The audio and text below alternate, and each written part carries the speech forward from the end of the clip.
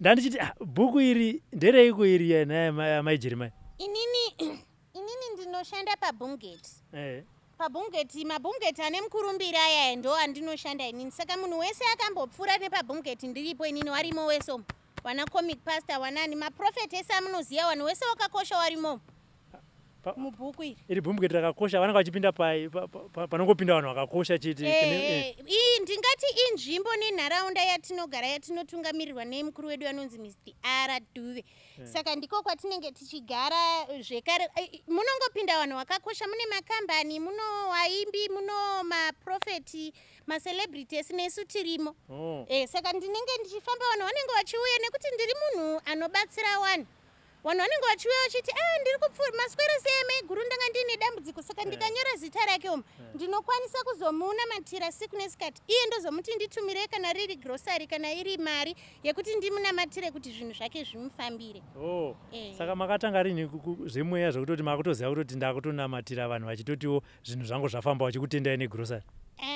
Ini ndabatsira vanhu vakawanda. Ndabatsira vanhu vakawanda, handizivi kana vatungamiriri chero wenyika chaiwo ndabatsira, asi kuti ndine dambudziko zvazoita kuti ndikudaidzei pano. Mazuva apfuura mira tibva tanga tawirirana padambudziko racho. Dambudziko nderangu kana kuti nderenyu ramaonawo zvenyu pamweya? Because handidi rangu chaiwo handidi kuti ribude live. Inini renyu ndanga ndisiri kuda kuritaura nekuti tanga tisati taziwana kuti munozondipeiwo. Ndaona muine dambudziko chairo nekuti mune madzimai mangani. Nekuti inini ndaona muine mudzimai wenyu mumwe chete anokudai, asi ndaona muchizopamberi apo muchizoitawo mamwe madzimai. Saka idambudziko irero. Idambudziko randanga ndiri ndiri kuzoona muchiita bari. Aiwa, ini ndindauya panapa asi mukadzi wangu auya, saka muri kuda kubatsirana. Dambudziko nekuti wakadzi wakandoita wawiri, dambudziko ratoo mumba. Saka ndiri kuda kutsiura imimi nekubatsira imimi kuti zvichida pamberi apo peno kwamunonamatira kana kwamunoshandira mukazoona makuda kuroora mumwe mudzimai wechipiri kana wechitatu kana wechina, ndidaidzei munouya negrosari renyu kuti minamato yachona ienderere mberi, nekuti ndikasakunamatira ndaona zvinhu zvakaipa zvazoitika. Apa mune muchinamatira ndisaite vakadzi vaviri kana kuti vakawanda kana kuti musatoite vakadzi vaviri vanopfuura wamuinaye iye ndiye amukapiwa naJehovha. Saka pagrosari ndofanira kunge ndichiuya ninaye mai Jeremaya? Grosari ndaona nemotikari yenyu Toyota iyi ndaona munokwanisa, handizivi kana muchikwanisa kuuya ne20 kg rice necooking oil yenyu 10 liters. Kana muchikwanisa kuurayirwa iri mombe yakandodaro, kana muchigona ngobvisa zvemukati moya nayo iri mombe, nekuti ndokuitira ichipiriso. Asi mombe yachona ino tinozoenda kune mabhucha wandichekera ndozoisa mumafiriji mangu kuti zvinhu ndichiramba pese pandangoibika kumba munamato wenyu unenge uchienderera mberi. Makatanga rinzve kunamatira kushandira vanhu? Because ndinenge kuziya nhoroondo yenyu ndinondiratidza kuti amai ava vari kuona zvechokwadi mai Jeremaya. Inini ndingati ndakatanga last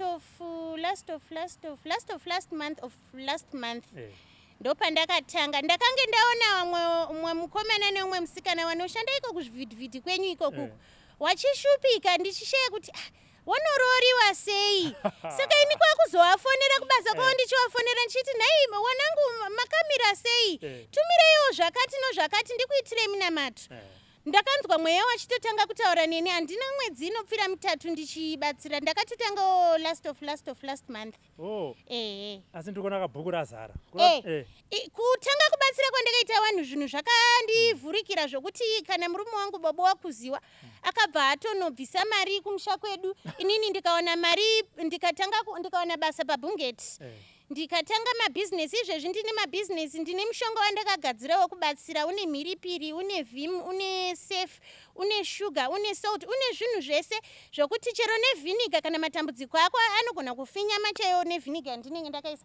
Saka mubhuku pakangotanga kuuya vanhu ndakatanga kutora musikana ndichazotaura naye kana tapedza nemukomana wamunaye. Ndinoda kuzowaitira minamato yekuti muwaite promotion.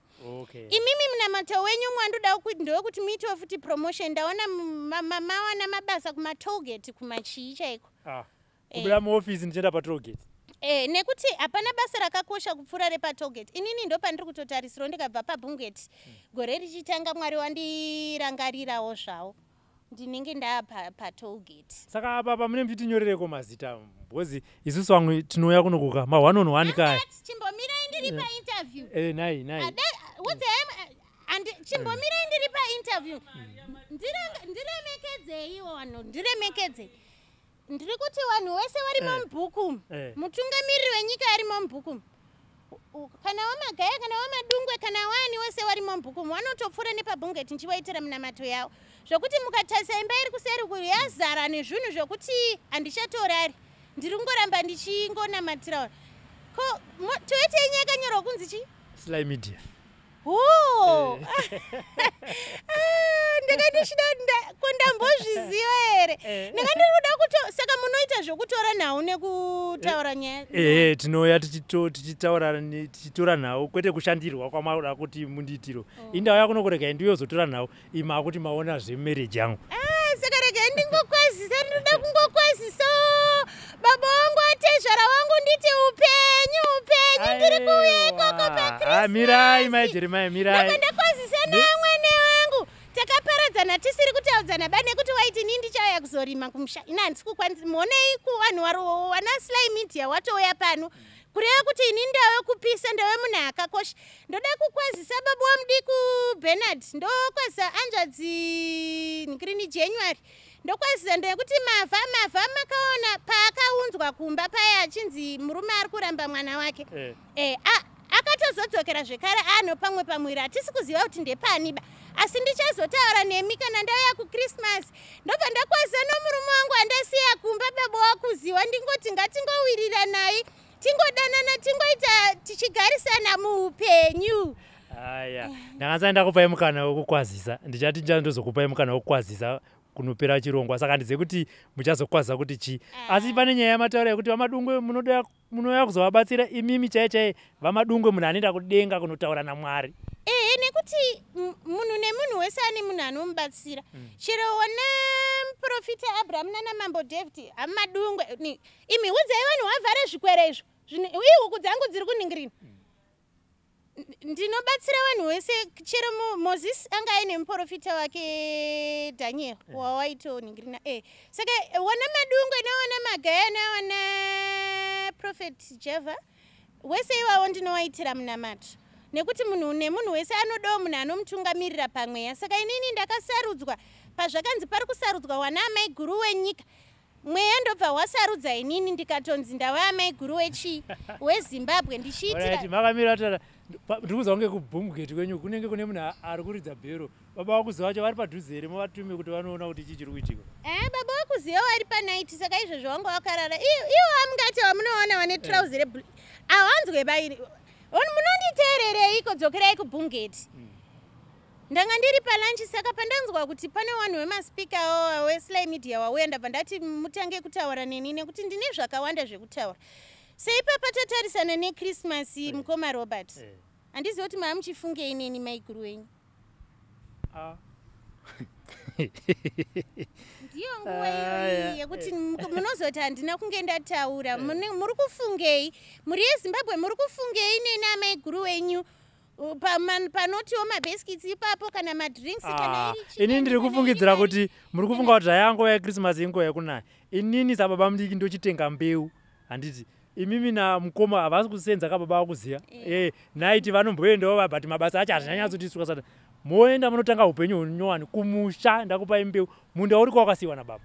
Kana inini musandione kugara mupurazi kudai handigare kumushani handigare kumusha ndinotogara zvangu pabhumugeti munhu wechikadzi achiti ndiri kushandira vanhu amaiguru pane chiri kubuda ipapo. Imimi mauya kuzotonga nyaya dzangu here kana kuti mauya kuti ndikubatsirei ndikutaurirei zviri kunetsa mumusha menyu chaimo ore sekuru makagadzira vaiti paKrismasi papa muda kuti muende papa atete vakuru vekushaya muna January kana April makawagadzirira here iva vakati musandigadzira nekuti hanzi ndakafa ndichinamata.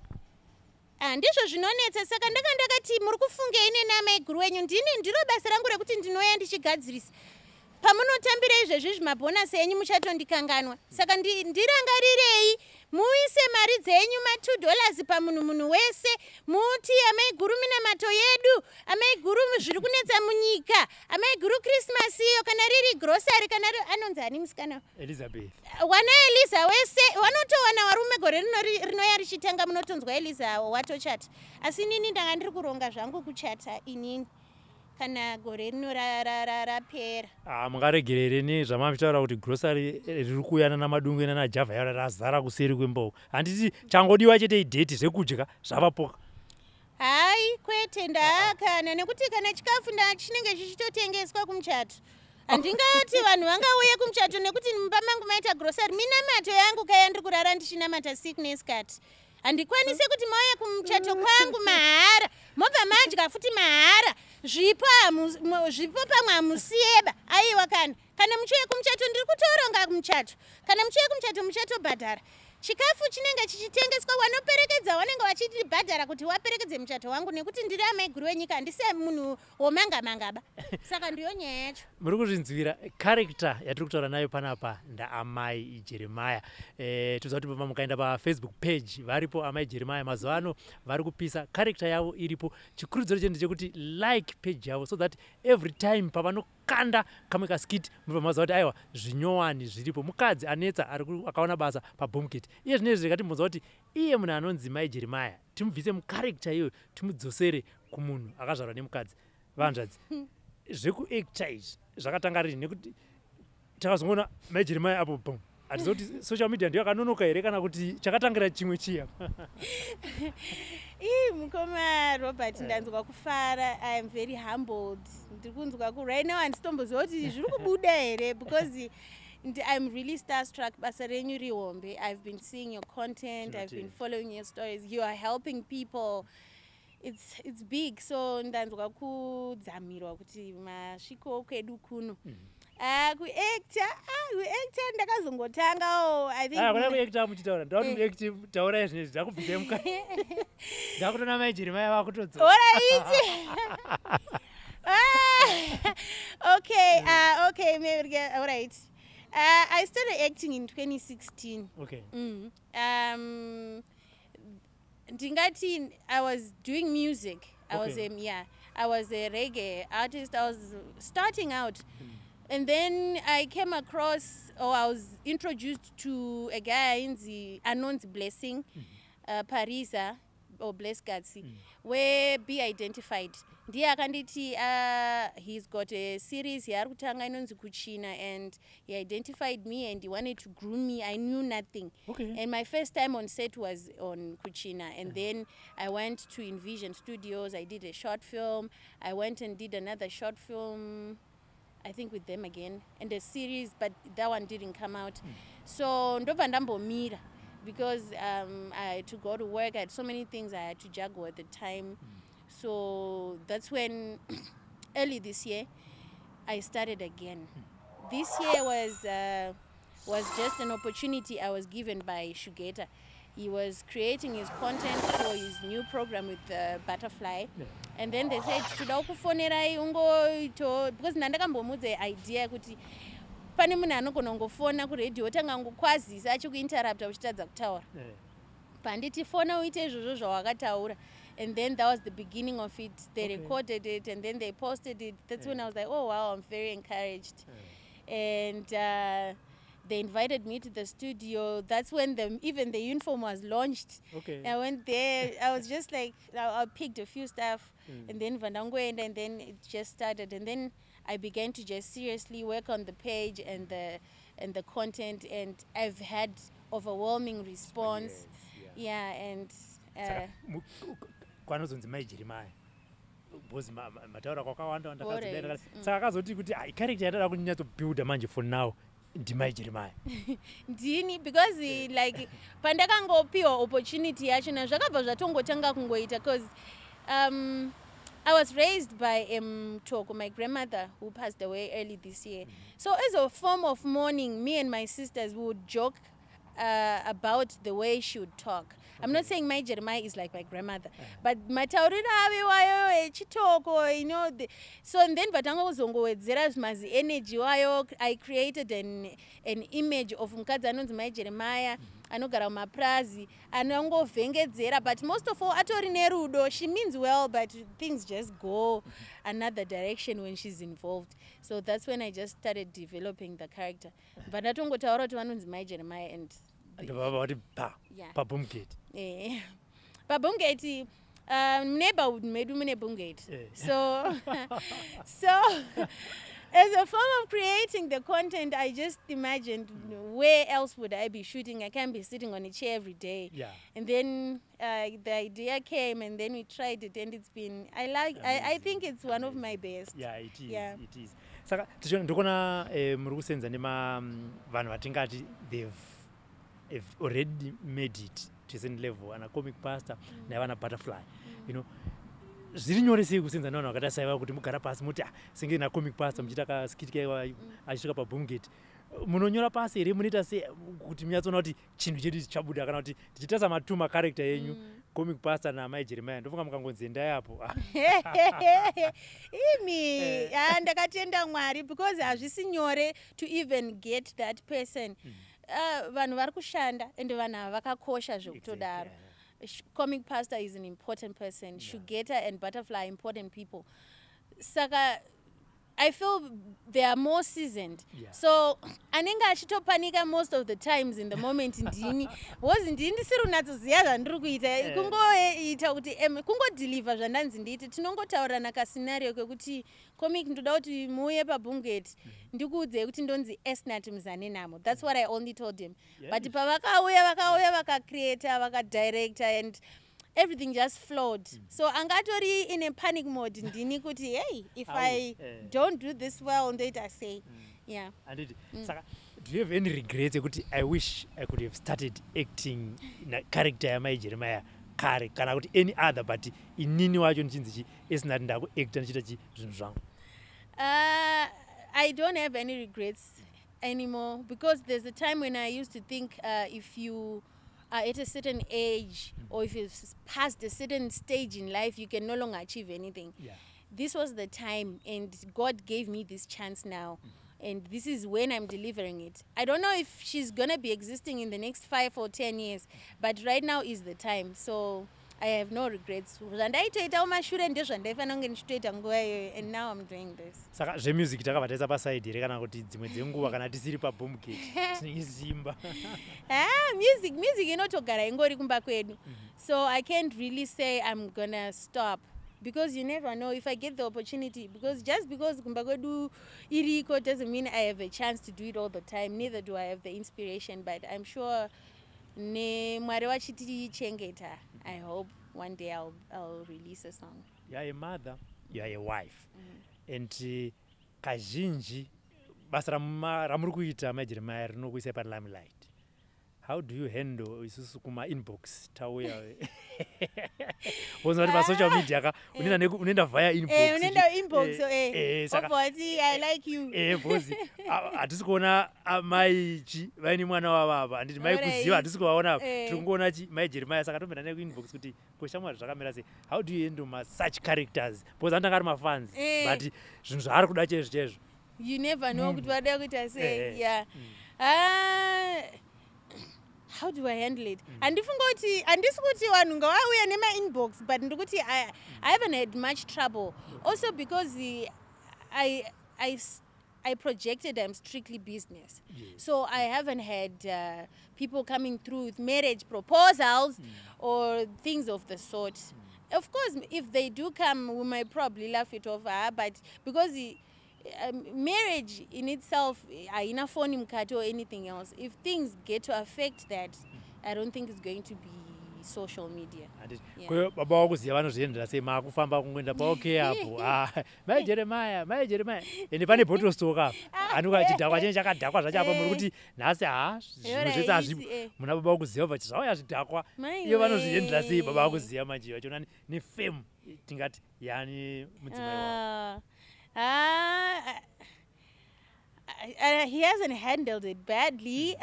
And maybe I'm not saying kuti I'm well groomed or better than most, or in any, I'm not giving myself any credit, but I receive more love. And most of the people that have been following my content and appreciating me are mostly ladies. Saka rudo rwacho rutori beyond zvandiri kutarisira, because ladies, when they like you, they do. And when they stop, mawanako. Saka, as you're saying, in the next 5 years, trukona character ya Jeremaya ichenda papi? Hai, ndoda kuti inge iriko. Pamwe vachaona basa kutogeti kwavari kushuwira. Pamwe vanenge vane krawa yavo since vari munhu ane macertificates ezinata, chiporofita, vane macertificates ese, zvese vanoita. So I don't know, but I'm hoping zvinhu zvinenge zvakurawo. Muna artist here wamungati mimi one day dai zvichiita ndoda kuti ndingoshanda naye kuti ndingoita kamwe ka skit, but haasi kubatika and ndiani? Ende ndansina kumbozvifunga. Sure, ndansina kumbozvifunga. Ndakuda kuti zvitoporofita. Knowledge kuti pane vanhu vari kushanda ende vakatanga vakatiratidza format, because hapana munhu anomboita zvinhu asinozvona kuti zvinoshanda. And I really want to appreciate and acknowledge the veterans, nyangwe vasiri vari vakudhara, vari vamamanje, the old veterans, vana baba vedu, vana Parafini, vana Mukadota, and then the nema modern veterans edu, the likes of Madam Boss, Maititi, and I think coming past, I've already achieved a dream there. Everyone else, I think I would like to work with anybody who might think they have an idea of how to work with my Jeremaya. Because in the end, ukachuza kuti ndoshandana ningi chete, kana musingena chemistry, because panongodiwa ngoti mukangowirirana chete out of the camera, pamberi pecamera zvinonoita. So anyone wandinenge ndawana ndiri kutoshuwira kuti ndichazowanawo. Handi pamaskits paya mamboenda pa-Facebook page penyu, moenda kuma-video section. Pane here yamungatoti, haina kubuda. Ndinogara ndichizvita, I think video yese yandaita ndosana ndichiti nei yabuda, nei vanoti zviko izvozvi. Azozona viewership kuti ndozoona kuti vanhu vari kuappreciate, ndototenda kuti maita henyu. Isinonatsonditira ndeipiko? Hapana mheno, ndizvozvo. Munoverenga here macomments, because unozati munhu ane smartphone anotofunga kuti ari smart upstairs, tokuti achingoona chinhu kana kutokudza kuti imi mazodai, imi midai madai apa madai, munaverenga macomments ayo, then moita sei? Do you respond kana kuti you laugh it off, kana kuti mototsamwa moti baba kuziva uyoone vanhu vaya vatanga? Kana handisi kumboningirina, ndinoverenga. Dzimwe nguva chingatonditadzisa kuvaverenga ese inyaya yekuti pamwe ibasa plus kana une zvivana zvakangoda kuenzana, chimwe chinenge chitamsikanzwa, chimwe chidai foni, dzimwe nguva ndinotadza, but I actually go through most of them and I respond. And like I said, I'm really appreciating madzimai muri kundiriritira. Thank you so much. Muite muchidedza ana baba muchiona wamai guru makawanda. I've had tremendous response from the ladies, and most ladies are not bullies or anything. Isu stara kuenda chimbotiratidza kwa master ari mubhuku mutumbo waona kuti vari kubatsirwa nana Jeremaya ndanani, because vanhu ka handimunoita ma1-on-1, isusu kana tauya hatina secret, hakuna kusiya mamweka, tirakuona esi tabu. Mune 1-on-1 yemwe munhu anopisa umu. Enzo Aisha munomuziva. Mune 1-on-1 yake yandakaita. Iye ndiye anotondiziva. Wana Toki Vibes warimo. Wana ndine ningi 1-on-1 yandakapotsa ndaita na KVG, ndakanzwa paredhiyo achiti ada kuroorwa nemuporofita. Ndikatomugadzirira munhingirini mushongo wake, asi hauna kuzosvika bakwaari. Regai ndizokupai, munoenda naro bhuku iri, ndoda kuti muzonyora mazita ese panopera chirongwa yevanhu wese wakabuda munhingirini wandakaita nawo ma1-on-1. Musanyore pamatambudziko enyu kana achinge abuda pachena, ndokuti mubatsirike. Aiwa ndizvozvo. Saka tipeka message yake KVG, mumwe watinoshanda naye tangoona zita rake mubhuku makati aida kuroorwa nemuprofita. Tipe message yake tifure tichimusira kuti naiwe, nai. Aiwa, pamusoro imhuri yeZimbabwe, ndini mai guru wenyu mai Jeremaya. Ndanga ndadedza vakomana wana Sly Media Robert uyu kuti vambouya nditaurane nawo ndichivataurira kuti kunze kwakamira sei. Message yangu ibodzi yekutanga iri kuenda kuna Kudzai Violet Gwara. Nditi munamato wako ndakaunzwa mwanangu, ndiri kukunamatira sickness kati panopera November. Handizivi kuti unenge watambira mari. Ingondibata nditaurane newe kuti wotenga zvakati nezvakati, asi ndizvozvo zvinongowanika mabaskets waye madrinks hazvina kumbowanda. Unotenga ndokuitira munamato. Ndobva ndati kwamuri muri yeZimbabwe, muri kufungei? Nene meguru wenyu Christmas yasvika. Munoda kuti ndizofona here kana kuti ndiuye ikoko? Nekuti ndikazouya hazvizobudeba zvakanaka. Aiwa ndizvozvo ndichingosimbisao Joyce munin'ina wangu ari Cape Town, nditi kana wakuparadzana nomurume haikona kurowa murume, indouya zvakandodaro. Mwari ari mubatsiri wedu Joyce. Wozivawo kuti usauya ari maoko, uri kuuya kuzoona mukoma wako, takazvariwa tiri wairi kudai. Ndobva ndati kuna baba wakuziva ngatingowiriranei, inini handisi kuenda ba kumusha. Maifunga kuti ndinoenda kumusha, wakanditengera machips awo nenyama yehuku nedrinki, wakati wanondinyengerera kuenda kumusha. Handisi kuenda kumusha, ndinenge ndiri pano baba wakuziva. Ndobva ndati kuna Eliza wamoya nayewu, muzomusiya. Mukamusiya 3 days ndichinamata naye ndine zvandaona paari. Imimi munamato wenyu ndoda kuti mugondipa nhamba dzemudzimai wenyu. Mira ipapo. Achazouya iyi ndambokudzai kubva pandauya pepe. Mukadzi wangu achazouya. Mune munhu ngaazvimirire nemabvi nemagoko rake. Kana zvakadaro motodzima maspika enyu nekuti hazvichaita kuti inini ndakuonai ndorega kukuudzai munamato wenyu. Daidzai mudzimai wenyu muye naye makagara apa, iye akagara apa. Ndimutaurire zvese zvamunoita. Kuenda tadzei. Mudaidzei ndimutaurire. Ndobva ndamuitira munamato wacho. Iwo ndikuona pabhumugeti pazara. Ngativharei nekamboka. Pane kamboka munoimba kaika muri mega muchidzikisa ngirozi kaika. Kuti vanogona kuvarairwa ivo madhiraivha akamira akapaka apa kuti muvavhurire. Imbovaimbira kambo tichienda zvedisi. Mkundi ndiri mkundi na Jesse Shewengi. Ndiri mkundi bvisai shangu na Jesse Shewengi.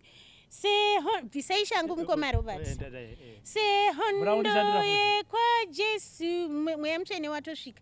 Ndamirira kurwa. Ndiri mkundi na Jesse Shewengi. Amen.